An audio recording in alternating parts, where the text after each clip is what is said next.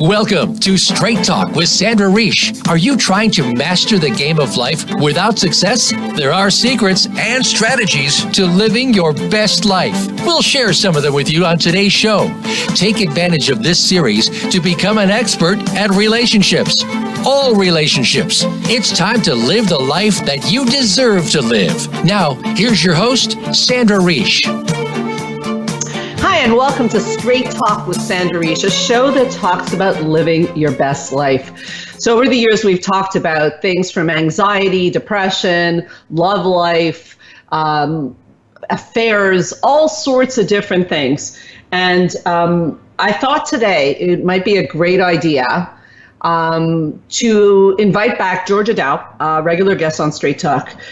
She's not here yet, but I'll start the show without her, to discuss strategies to face life's challenges, because most of the topics that we talk about are like, they're in and itself, you know, what to do if you're in a difficult relationship, what to do if you're suffering anxiety, what to do if you can't sleep. But what about the fact that what about the issues that affect us all every day, which is that you never really know when the shoe is going to drop, and in life, shoes drop. So you know what I'm talking about. You come home, you open up a bill from the government, and you find out that you owe $75,000. Or you come home and your partner says they don't love you anymore.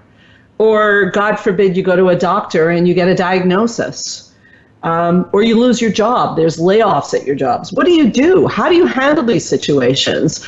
There are strategies, and this show is all about strategies. So first of all, if you want to join the conversation, call in at 1-866-472-5792. We'll be happy to take your questions on different situations. Or if you're shy and prefer not to call in, you can join the conversation on Facebook at Straight Talk Sandra Reish. Or you can send an email to info@helpforanxietydepression.com. So I think we have an idea about the difficult situations that show up for people. There's like no end of difficult situations. I remember reading when I was younger in a book that there's an equal amount of pain for all people. And I thought that was really odd at the time because, you know, how can you say there's an equal amount of pain for all people when some people lose their parents when they're very young or suffer incredible challenges even in childhood compared to someone who, you know, seems to have both parents and everything's in place. As an older person now, what I've come to realize is that's oversimplifying the saying. What happens is life has lots of pain in it and lots of challenges, death and loss and disappointments and hurt. And unfortunately, it comes and gets every one of us, not always in the same way, not at the same times, but we all face life's challenges. Another famous saying is that nothing changes except for death and taxes. I think that's fair. Earlier today, I was driving around town and I drove by the house that I grew up in. I happened to be in that area of town. And I swear to God, I could blink my eyes and picture my mother in the kitchen and my father in the yard and me and my sister fighting. And yet my mom is not alive. My dad's not alive. And obviously my sister and I are out on our own. So when did that happen? Life happens. Okay, so that's an idea of all, you know, how life is ever changing and how do you cope with these changes, because most of us are creatures of habit and we don't love change. So I wanted to break it down today, and we'll have, as I said, Georgia Dow joining us shortly, and she'll give her input on strategies to deal with difficult situations. And I'm going to give you strategy number 1 right now. And you might want to write this down because it is important that you know what to do if today was your day that you got a difficult situation. So my first strategy in difficult situations is to take, and I know this sounds ridiculously simple, but it's not, is to take a breath. Now, why do I say it sounds ridiculously simple is because if somebody just told you, I don't know, a diagnosis or you've lost your job, your natural inclination is not going to be to breathe.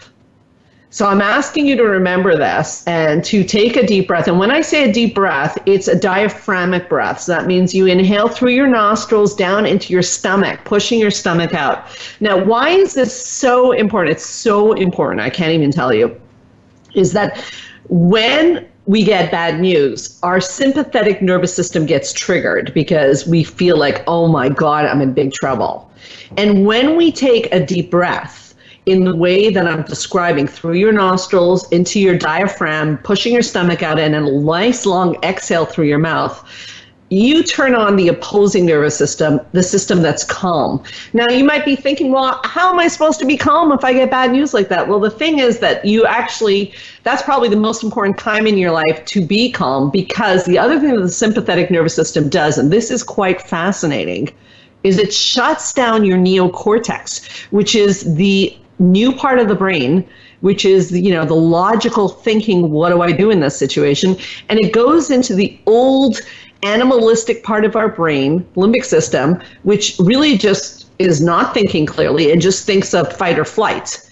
And fight or flight is not necessarily going to help you in a situation. Your boss says, we're laying off people, punching them in the face, not necessarily your best strategy. Okay, so we want to be able to breathe. I said 1 breath, but if you could do 10 breaths like that, it'd be even more powerful. Sometimes somebody is looking right at you, you don't have time. So if you can just give yourself a few seconds to catch your breath and to go into a diaphragmatic breathing and to not necessarily react, which is actually strategy number 2, is we tend to be reactive. We find out something and we become irate. We react. We want to punch someone. We start screaming. We run away. We say something hurtful. None of these lead to good results. So the breathing leads into not being reactive, and the not being reactive leads into options.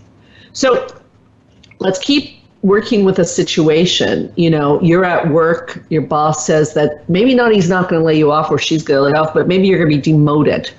And you don't take the breath, you become reactive, you say some choice swear words to your boss, what happens next? Now you're out of a job. As opposed to strategy 1 and 2, and I've got way more than that, which is you take a breath, you calm your nervous system, you maybe even go to the bathroom to do a few more breaths. Instead of being reactive, you talk to your boss and you go, well, help me understand why this is happening, and is there anything I can do to change it? Now, that takes a certain amount of skill, and that skill can be learned. And that skill can be learned by practicing it daily. So even during this show right now, maybe we could all take a breath together. I'll do it with you. Like an inhale through the nostrils like this, into the belly, and then a nice long exhale. If you're doing it right, it feels really nice. Being reactive, how has it helped in your life? How many people listening to the show right now? We have listeners all over the world. How many people would call themselves reactive? I'll tell you, I definitely used to be very, very reactive, no doubt about it. And my life would sometimes go in yo-yos because I'd be happy, I'd be upset. Being a little bit more detached and not reactive allows me to deal with life situations a lot easier.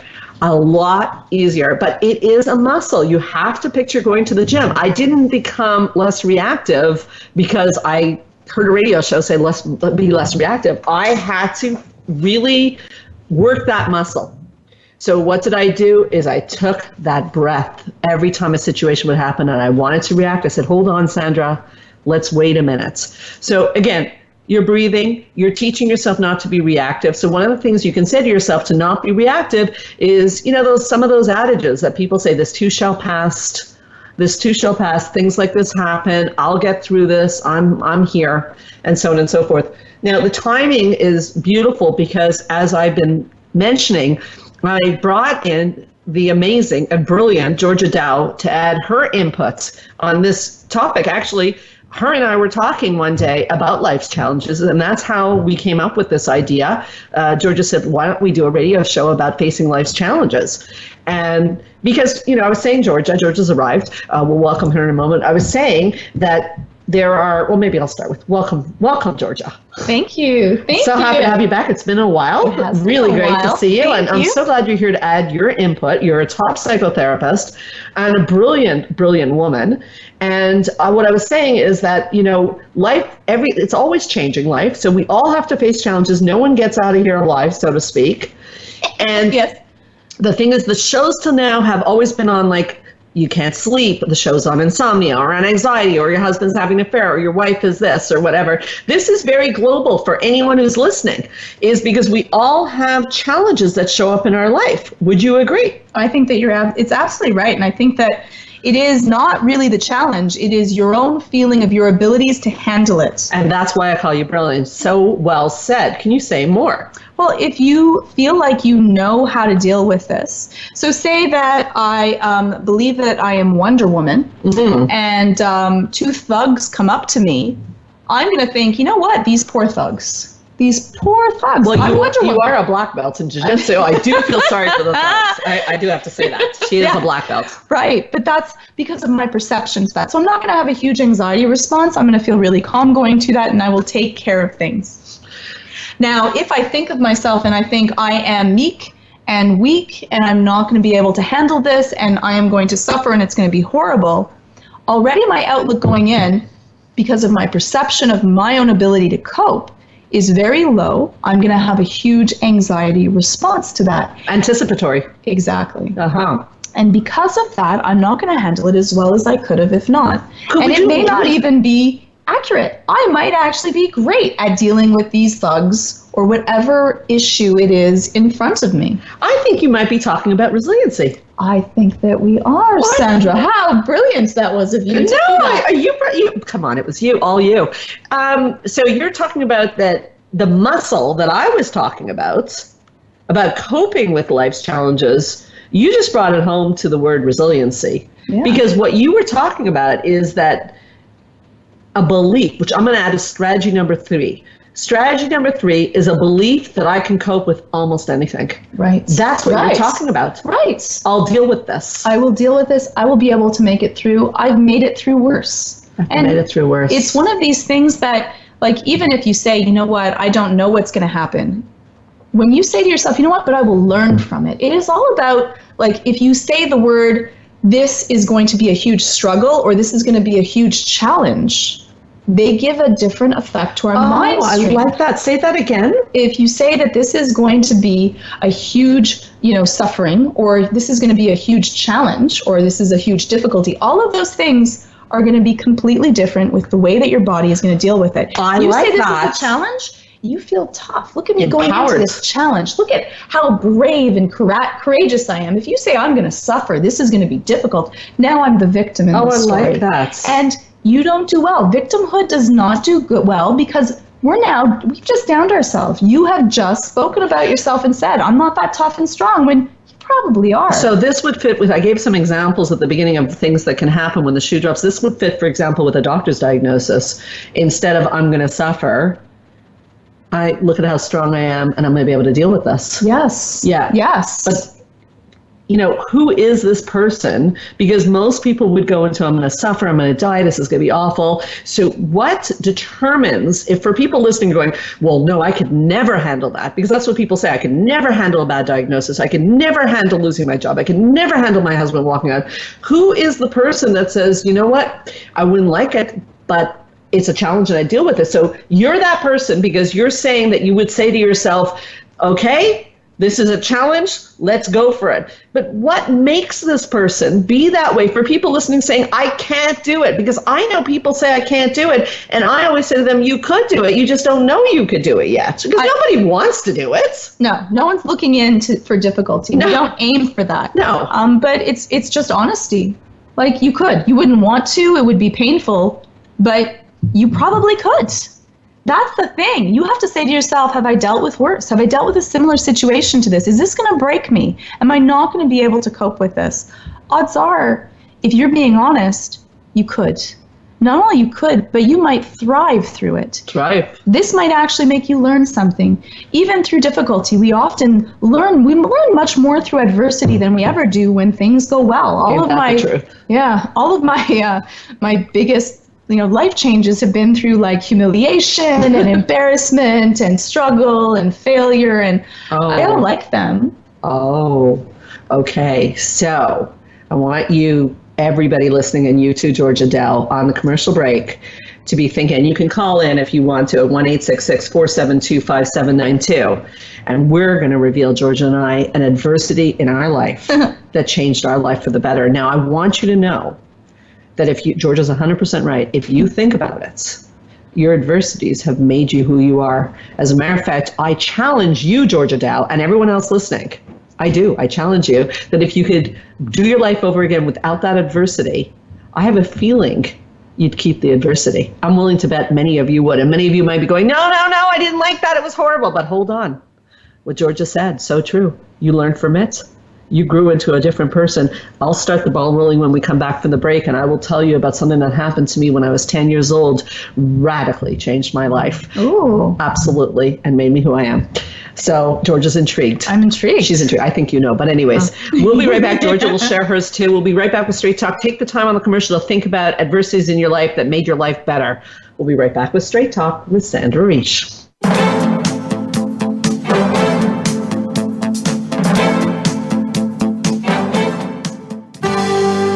Your life, your health, your network. You're listening to Voice America Health and Wellness. Spa Munari is a full-service wellness day spa located at the heart of West Island, Quebec. Submerge yourself in beauty with one of our many treatments, specially catered to your needs. We offer facials, manicures, pedicures, hair removal, massages, body treatments, and so much more. Enjoy our ultimate relaxation experience with our spa packages. We offer a men's menu as well. Call us today to book your next appointment at 514-695-5040 or visit us on the web at spamunari.com. That's 514-695-5040 or spamunari.com. Join the therapist who is affectionately known as the Couple Whisperer, Sandra Reish, on her famous couple retreats and change your life forever. Sandra offers couple retreats in beautiful locations several times a year that can radically change your love life. Couples describe her retreats as life-changing. Regain that loving feeling, bring your intimacy to a new level, and rediscover excitement and joy. Find out more at helpforanxietydepression.com or call 514-796-4357. We all want love and safety. Now you can have it. Call 514-796-4357 or helpforanxietydepression.com. Change your life forever with the latest cutting-edge products for home study treatment for anxiety, featuring the clinical director of the Montreal Center for Anxiety and Depression and host of Straight Talk, Sandra Reish. Sandra is joined by top therapist Georgia Dow in this revolutionary anxiety videos therapy series. Thousands of people have benefited from this scientifically proven treatment approach. Isn't it time you chose yourself? Visit anxiety-videos.com right now. That's anxiety-videos.com and change your life forever. A fresh look at today's health. Voice America Health and Wellness.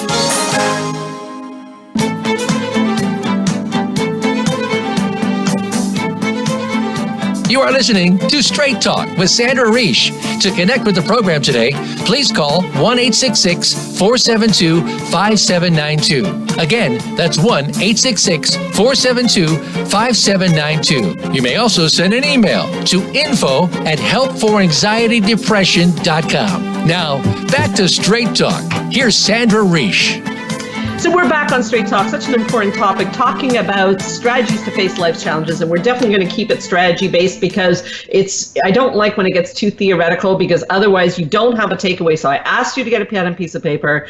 I'm going to share with you one of my adversities that changed my life. Georgia will do the same, but not before I send a big thank you to our sponsor, Spa Munari. Now, if you are in Montreal and you're listening to this, I just want to say, and this is really the truth. Spa Munari is not only a beautiful and incredible spa, but it's run by a woman who is so into empowerment and so into living your best life. Talk about resiliency. She's been on the show talking about she's a breast cancer survivor. She's talked on the show about being a survivor of sexual molestation. I mean, we can really tie her into it. So she brings all that to her spa, that warmth and love and resilience. So if you are in Montreal, if you call them at area code 514-695-5040, and you mention that you heard about them on Straight Talk with Sandra Reish, you get 15% off any treatment, massage, facial, anything. I mean, come on. That's a big part of coping with life's challenges, too. I had a massage today. Did you? I did. Look at you being so good with your self-care. And I just injured my rib. I think you know that. Yes. And so I haven't been having my massages. I shouldn't have tripped you. No, you really should, Seb. You're getting a bit out of control, Georgia Dow. You may not be back on the radio. Anyways, we're joking. We like to banter a little bit. I apologize. We forget we're on the radio, apparently. No, but massage is a good thing to mention. It's a good segue. That wasn't supposed to be the strategy just yet, but I'm going to go with it. Self-care. Isn't that part of building resiliency? Self-care. I face an adversity. I need my massage. I need time for myself. What do you think? You need, and you need to listen to, where are you at right now? I think that a lot of people are so far on their, down on their importance list that they don't even know that they need a massage. Right. Or a timeout, or to say no to a project, or be able to set boundaries. They're not even aware of that. So self-care is all about listening to yourself and then doing what your body and mind is saying you need. Fantastically said. Self-care we're going to call self-care strategy number 5. And we can tie it to strategy number 2, because if you do self-care regularly, I'm less reactive. If my cup is full, I'm less reactive. When my cup is empty, I'm a bit more reactive. Would you say? When you're tired, when you're not sleeping? The more you have in your cup, the more you have to give without feeling empty. It's really straightforward. If you're playing poker and you have a lot of poker chips, each hand costs less to you, but you're not going to go all in if you don't have any chips to be able to play. And that's what happens to a lot of people, is that they're not taking good enough care about themselves. Who would have thought our sponsor Spa Maneri got us onto self-care? Definitely a good time to consider booking that massage. Maybe, go for a massage, go for a facial. It's always important. Always nice. Okay, so I promised I would talk about an adversity that changed my life. So when I was in grade 5, the teachers, I was a smart little kid, and the teachers came to my parents and said, we'd like to skip a grade for your daughter, and you have the choice of sending her to French immersion or to high school. Now, my birthday is also in September, which made me a young child for my grade to begin with. So my parents decided not to go with the French immersion. That really hurt me later in life, and put me in high school. And I went into high school at the ripe age of 10. Now, I don't know where you're listening to the show, but 10 years old is very young to be in high school. And I had European parents that protected me so much that I really do have to put this out, that when I saw girls smoking, I thought they were hookers, because I had only seen hookers in movies smoke. Okay, I know you're all laughing, but that is the truth, says the ex-bartender. So a 10-year-old in high school, that overprotected, my parents still dressed me. What do you suppose happened? I bet you guessed it. Every day I was beat up. Every day. Every day I could not walk down the street without a gang of girls coming out to me. I remember one particular incident where they took gum and wrapped my hair around it. Horrible, okay? And I lived in fear. Now, my parents, because they were immigrants to this country, felt very uncomfortable to report the girls, and so I kept getting beat up. So this was a horrible time in my life, absolutely horrible. I'm sure you can imagine George is looking very sympathetic. You can't see that through the radio. You can imagine that was horrible. Yeah. I lived in fear, almost like an anxious fear to walk out of my house. Of course. Now, looking at my life now as a therapist, and as I evolved and wanted to get stronger and to never be in a situation like that again, it radically changed everything about me. Number one, I really don't like bullying. That's obvious. And so I run a clinic. I get to spread that message. Number two, I went and became a bartender. Now, that's a bit of a strange thing to do from a girl who was so overprotected, but I knew I had to toughen up. So I worked in many tough bars, and I learned to defend myself. So we have some similarities there. And that was very important to me, to be able to empower myself and then thereby empower my children. I'm not sure I would have gotten that desire, that motivation, she's nodding, without the adversity. Maybe not. Maybe I would have just been a little bit of a wimpy kid and went that way, but a fire was born in me that nobody is ever going to touch me like that again. Georgia, your thoughts on that?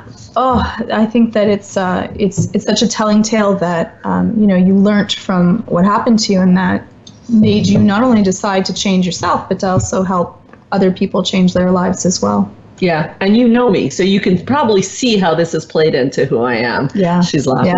Yeah, It's a big factor. Now, for sure. I don't know if this is the incident you're going to give, but I know you were beat up too. It was my incident. I feel a little bad because it's very similar in that, and I have I have almost too many traumas and embarrassing stories to tell, and that's why I think I have no social anxiety, because I've already done every single exposure to myself ever possible. I have done it and lived through it at one point in time. But I also was very young for my grade, and so I was one of the youngest people in my class. And my parents loved and cared for me, but they didn't really help me. I was the youngest in my household by many years, 15 years. And so my parents they did a lot of loving me, and that's great. And I felt very secure and happy and everything else, but they didn't do a lot of schoolwork with me. And so I went in to school learning in a French school, and I had absolutely no clue about anything. And I was also, I think I was like a late bloomer developmentally. Yeah, me too. And so I was spanked by a teacher in front of everyone else in the class. I remember being sent to the kindergarten. I remember wearing a dunce cap and being put in the corner. Dunce cap? How old are you? I know. It was a very old, antiquated French school, and I have no clue, but okay. So what was the teaching from this? How did this? And I was also really bad at everything. I remember being the last one picked every time. Now. I was the last one picked for every sport, every group, I was tormented that we were going to do the, who's going to pick who for what team. Oh, yeah. And so that's why, I had to become Canadian champion, was to prove to myself that wasn't who I was. Yeah. And I think that that's also where I learned my empathy, because I've been through so much horrible, embarrassing situations that I never wanted someone else to feel that small. And so it gave me empathy, and it also, I had to teach to myself that I was different than what everyone thought that I was. And so I think a lot of my drive comes from the pain that I felt, and a lot of my empathy goes from the pain that I felt, because I was that awkward, buck-toothed, fanged child with her hair everywhere that really was not, knowing what other kids knew at that time, and was a little bit oblivious to the world. And because of that, it was pretty traumatic. But would I change it? I don't think that I would be as successful if I didn't have that. I don't think that I would have the care. I think that I could have if I was the popular kid, I think that I could have ended up becoming really just into me, and the world is easy because the world is easy for me, so the world must be easy for everyone else, and not have the same thought and care that I have for other people. And so I think that in some ways it wasn't a great gift, but I think that it was truly a gift for me, and especially for me as a therapist, because I see some other child that's going through that, and I'm like, I'm going to make sure I help you. But it's interesting because you and I, when we met, one of our connections was we are very powerhouse kind of women, we go for it, and we had such an incredible connection when we met. But yeah, the history is very similar. I guess we had something to prove, and I guess we turned, which is strategy number 6, if I'm counting right, 5 or 6, turned our lemons into lemonade, which is another saying I love. We turned our lemons into lemonade. She became the Canadian Jiu-Jitsu champion, and that fear of beating up also made me want to be the best at the things I did, and to be able to be strong and empowered and learn what are boundaries, what are consequences, is it okay if someone puts gum in your hair? Heck no, it's not okay. Okay, because the worst part about that story is I just stood there. That's the worst part of the story. I did not know how to defend myself. And and it's some people listening know us, but some people listening don't. And I don't think many people would describe me and you as wimpy. No. I'm thinking I don't other things, but maybe not that. Perhaps other things. That brings up, turning lemons into lemonade brings up, I think that you're right, that it helped us with empathy and to become therapists. And I think we love what we do, and there's a lot of meaning in it. Sometimes the client comes in the office and they have faced an adversity that is so horrendous that it's very, very difficult to use the same kinds of coping strategies For example, if there was a death of a child, then you would give someone if there was a death of a parent. And this leads me to strategy number 7, which would be take the pain in your life and find meaning in it. Now, so I am thinking of a client who lost their child, and because that was difficult, because you can't say the same things. So how can you find meaning in losing a child? That's really tough. Well, we arrived at the fact that perhaps she would lead up support groups for other people in that situation. Can you find meaning in your tragedy? We've seen this throughout history. We've seen people like, Helen Keller, and Frank. There's lots of people who have taken their adversities and found meaning in it and done something really amazing to the world. I can't think of the guy also with cerebral palsy, a very famous. Yes, who is yes, that? I'm bad with names. Stephen Hawkins. Yes. Incredible. So what do you think of that strategy, and how do people do that instead of going into, you mentioned victimhood. So find meaning in your pain as opposed to going into, why me? This is horrible. Why me, by the way, the answer to why me is why not you? I hate to say it, but that's the answer. Well, there's a randomness to life to that. Yeah. I think that a lot of, feel your pain, deal with it, but don't stay in it, because it becomes this pit where you could just stay there. And you want to be able to say, what is the lesson from this? Yeah. What can I do with this? How can I make this better? And, there's a line that I love, and I'm sorry, it's a cheesy movie line, but I actually really love it. And it's, why do we fall down? And that's so we can learn to get back up. Yeah. Oh, it's a good one. I like the line. I like it too. It's from Batman, but but it works. A good line. It works. It works. I thought you were going to do the "if you build it, they will come." I was like, oh no, we can't do that one. We should do a show on movie lines. On movie lines, because there are some good ones. Great. I do think movie directors sometimes are a bit of psychologists. There's always a little message. Good movies has have a very message, good and psychology. Batman movies definitely have psychology in them. Okay, we divert. So finding meaning in your pain, and then we talked about on the break that we wanted to bring up, and I really feel this is strong. As a matter of fact, I just gave this strategy to a friend of mine who was going through some difficult times in her relationship, to start a gratitude journal. But what I asked her to do, that was my twist on it, is to write, when you're most furious with your partner, start a gratitude journal about everything you're grateful about them. When life throws you lemons, start a gratitude journal about even the lemons. It's amazing what happens. Now, you're big on, I know you agree strongly on this. Why are gratitude journals so powerful? Like, is it just woo-woo? No, and I think that a lot of people find them hokey, and this is kind of like love me, but the nice part is that whatever you do at any moment, you get better at it. And so being positive, life is better. If you have to choose between being positive and being negative, be positive. The rose-colored glasses are better. But this is really about having gratitude for what is. So this is not rose-colored glasses. This is just looking at the good part in life. You can focus on the negative, and you probably know someone that focuses strongly on a negative, and they can get stuck there, and they will not even see the positive if it is right there in front of them. So I love doing gratitude journals. I love doing positive journals where you're now writing about yourself and things that you're proud of that you did during the day. Mm-hmm. And it starts you to be able to look at those around you and see the good even in the bad. And you look at the rain and you say, well, at least I don't have to water my flowers today, or maybe I'll jump in some puddles. It is really by the way that you twist things that you can help make the world a little bit brighter for you. And perhaps some people will say, well, you know what, that's not being accurate. And I would just say to that, being negative is not accurate either, and it makes you feel sad, grumpy, and depressed. So out of both, choose the light. Look at the things that are in your life that you should be thankful and happy for.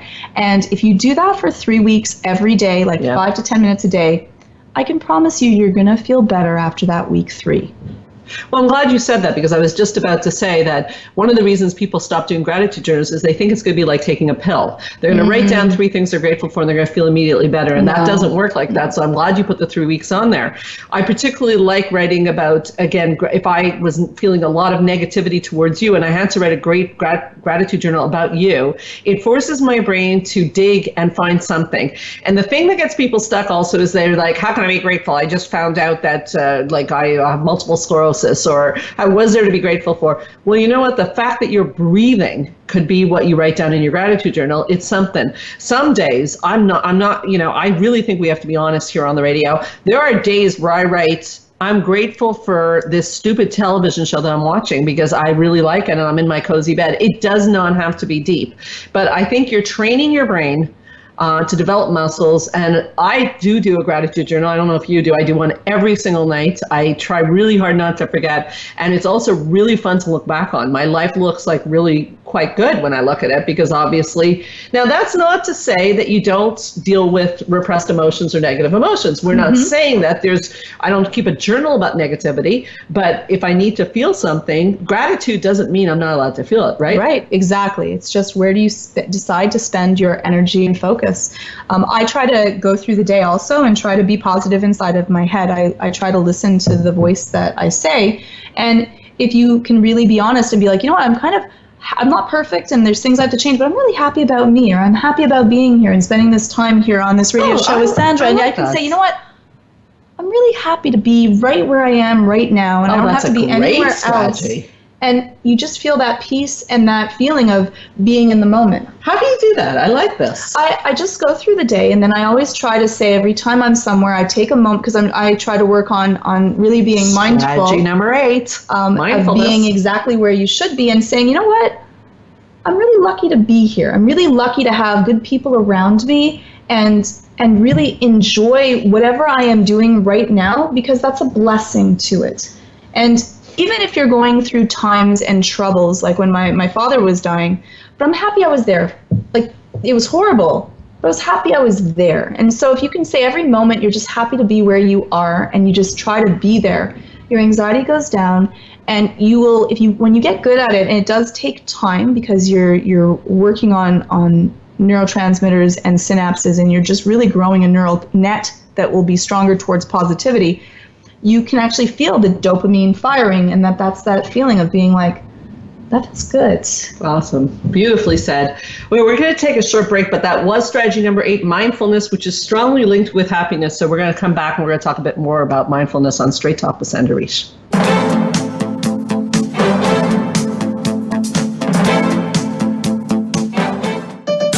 Your life, your health, your network. You're listening to Voice America Health and Wellness. Change your life forever with the latest cutting-edge products for home study treatment for anxiety, featuring the clinical director of the Montreal Center for Anxiety and Depression and host of Straight Talk, Sandra Reish. Sandra is joined by top therapist Georgia Dow in this revolutionary anxiety videos therapy series. Thousands of people have benefited from this scientifically proven treatment approach. Isn't it time you chose yourself? Visit anxiety-videos.com right now. That's anxiety-videos.com and change your life forever. Spa Munari is a full-service wellness day spa located at the heart of West Island, Quebec. Submerge yourself in beauty with one of our many treatments, specially catered to your needs. We offer facials, manicures, pedicures, hair removal, massages, body treatments, and so much more. Enjoy our ultimate relaxation experience with our spa packages. We offer a men's menu as well. Call us today to book your next appointment at 514-695-5040 or visit us on the web at spamunari.com. That's 514-695-5040 or spamunari.com. Join the therapist who is affectionately known as the Couple Whisperer, Sandra Reish, on her famous couple retreats and change your life forever. Sandra offers couple retreats in beautiful locations several times a year that can radically change your love life. Couples describe her retreats as life-changing. Regain that loving feeling, bring your intimacy to a new level, and rediscover excitement and joy. Find out more at helpforanxietydepression.com or call 514-796-4357. We all want love and safety. Now you can have it. Call 514-796-4357 or helpforanxietydepression.com. Your life, your health, your network. This is Voice America Health and Wellness.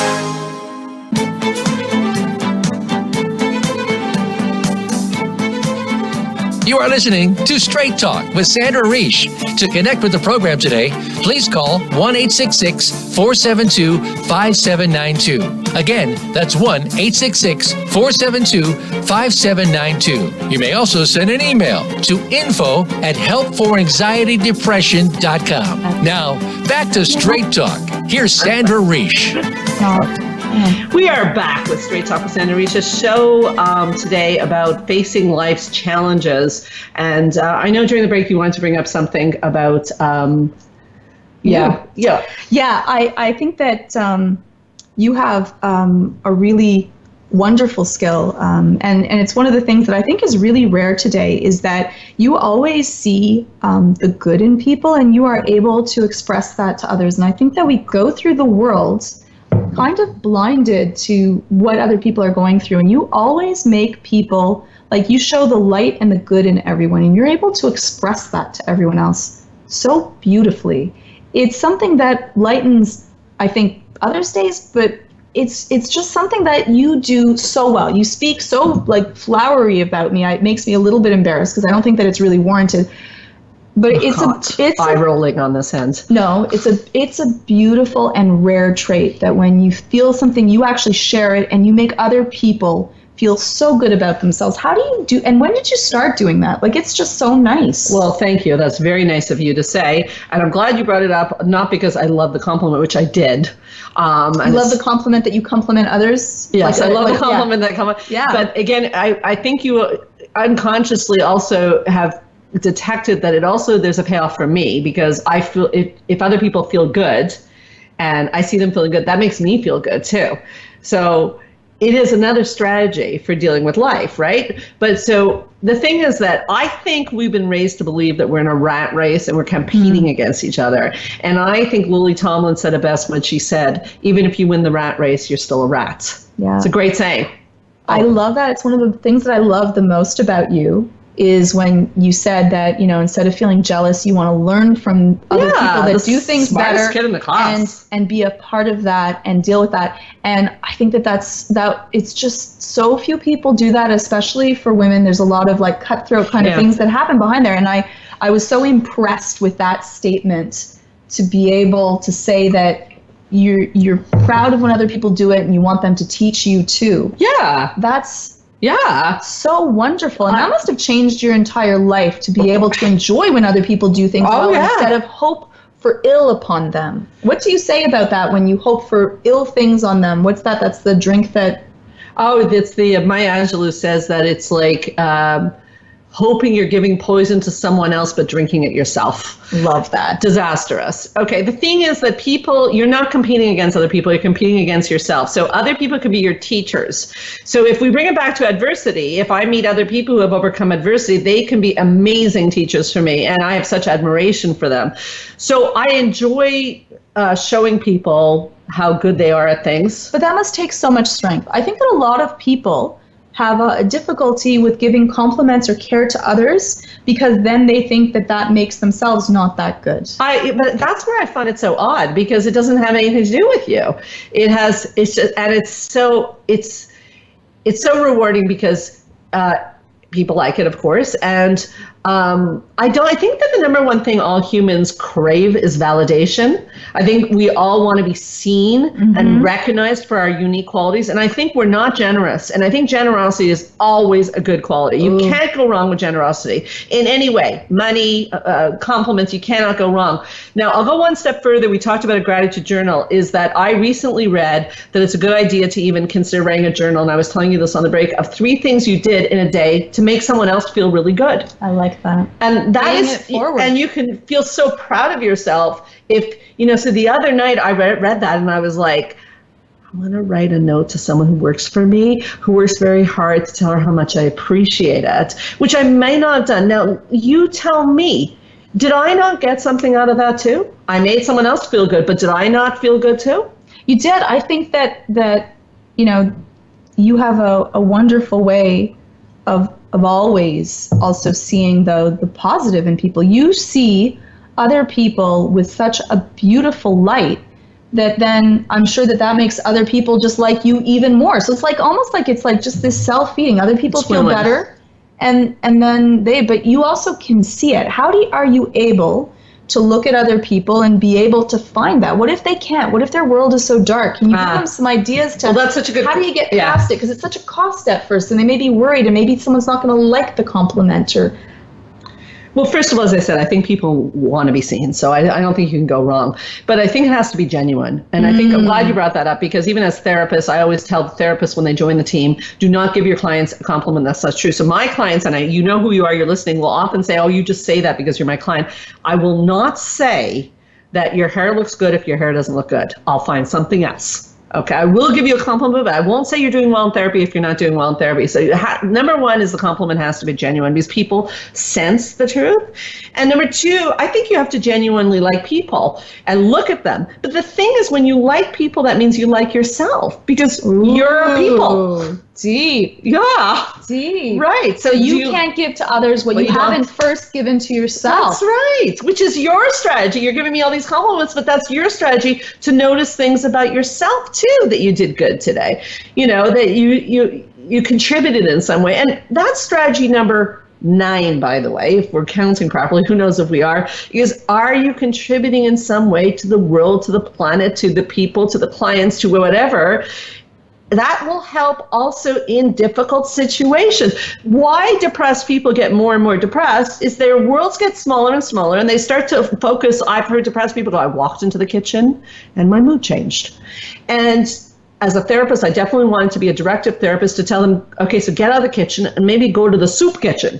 You know, get out of yourself, because it's very depressing to become too self-involved. Do you agree? Yes, and I think that places have emotion and give you feelings. So if you're sitting and you're being sad and upset in a room, you go into that room and you will naturally feel a little bit more sad and upset, because we were made as a way of understanding survival, is that if we get bitten by a rattlesnake in this place, the next time we head to that place, we're a little bit weary of cautious, might go back to that. So even just changing your environment can change the way that you feel, because it's somewhere new, and that's hope. So you don't want to get stuck in one thing or even doing one activity, because we're highly associative.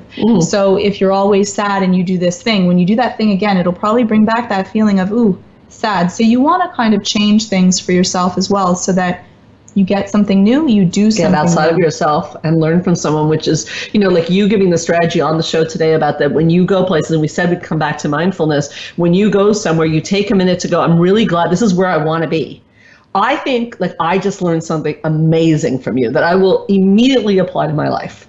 Okay, like tonight we have plans later. I will be walking into the MCAD every now and then gets together. That's our center, and we get together and have some fun, let off steam. I'll be walking in there and taking a moment, and maybe we can ask our listeners to do that, to ask yourself, are you grateful for where you are right at this minute, Georgia's strategy? Because I know I am. This show has been a source of great happiness, and we've had some really good times doing the show together. And I don't know if I always would take the moment. So that was an amazing strategy. That's why I like people, because you meet lots of people and you can learn from each person. That was your strategy, which I'm going to borrow. Thank you. Please. That's why we do it, because, the other thing would be, I guess, which you're really good at, which is being open to change, right? You are open. You are very open to change, to trying something new, to being outside your comfort zone, right? It's one of your mottos, to be able to do something outside of yourself, to risk it, to not stay in the same and narrow. It's one of these things of personal growth, to always, evolve, to try to do better. And maybe it'll work, maybe it won't work, but to test that out. And I love that you're able to do that, because I think that that's such a strength, that you're able to evolve and try things. Thank you, Georgia Dow. Now, let me ask you, do you think that these ways of being, getting out of yourself and learn from others, do you think they help cope with life's challenges? And if you say yes, how? Let's draw the line, because it's really nice that you see these qualities in me, and it's really nice if people can develop this. But I know someone's listening going, okay, well, if I'm nicer to people, or if I notice things about them, how does that help me if I lose my job tomorrow? Well, one is, when you feel good and you are proud of yourself, you are chemically creating a feeling of dopamine being released, which will make you feel more motivated. Bad things happen. They happen to all of us. And it's not about what bad thing happens. It's how did I cope with it?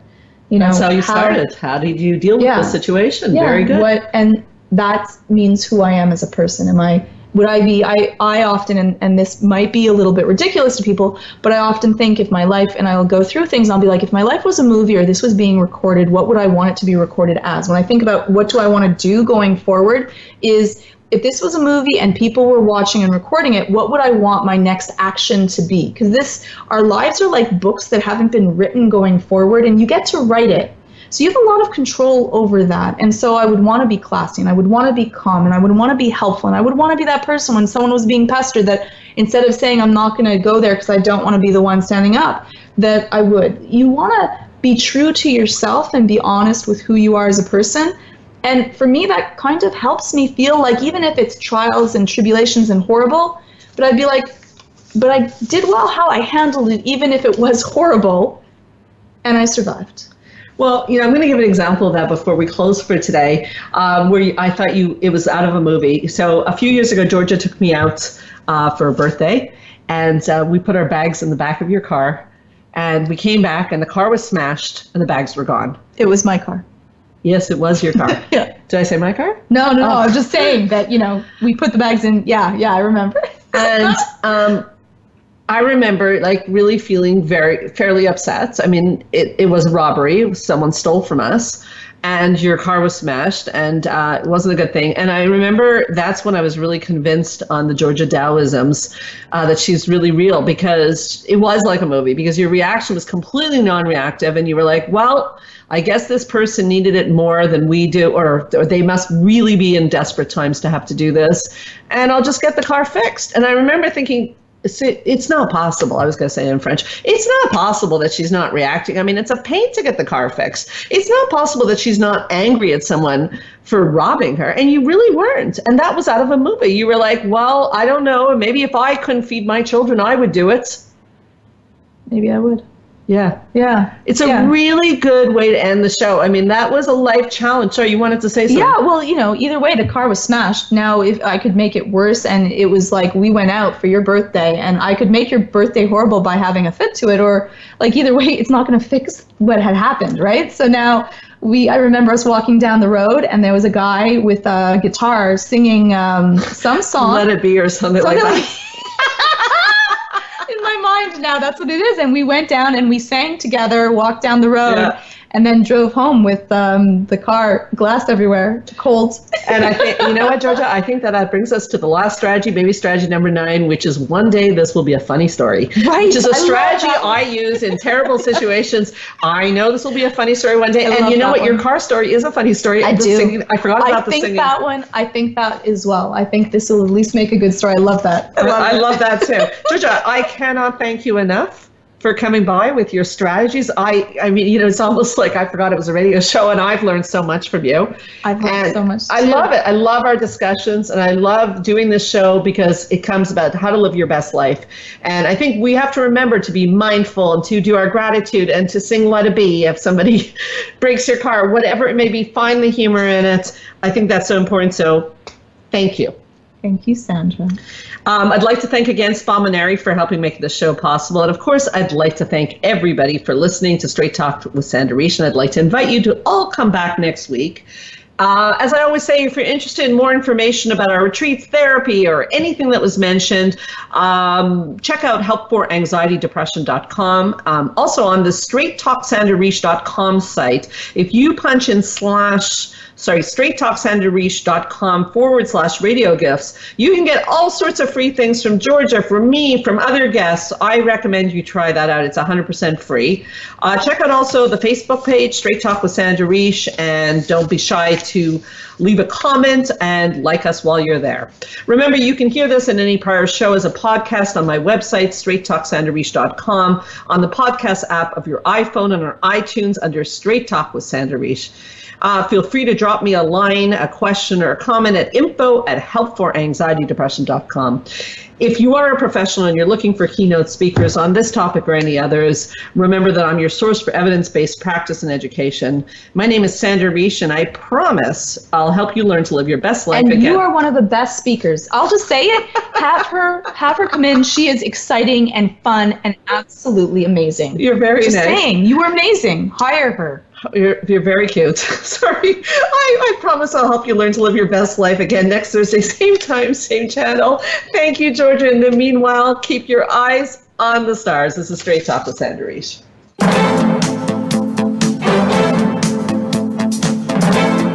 Thank you for listening to Straight Talk with Sandra Reish. We hope you've enjoyed today's show, and we'll tune in again next Thursday at 3 p.m. Pacific Time, 6 p.m. Eastern Time on the Voice America Health and Wellness Channel. Now, go live your best life.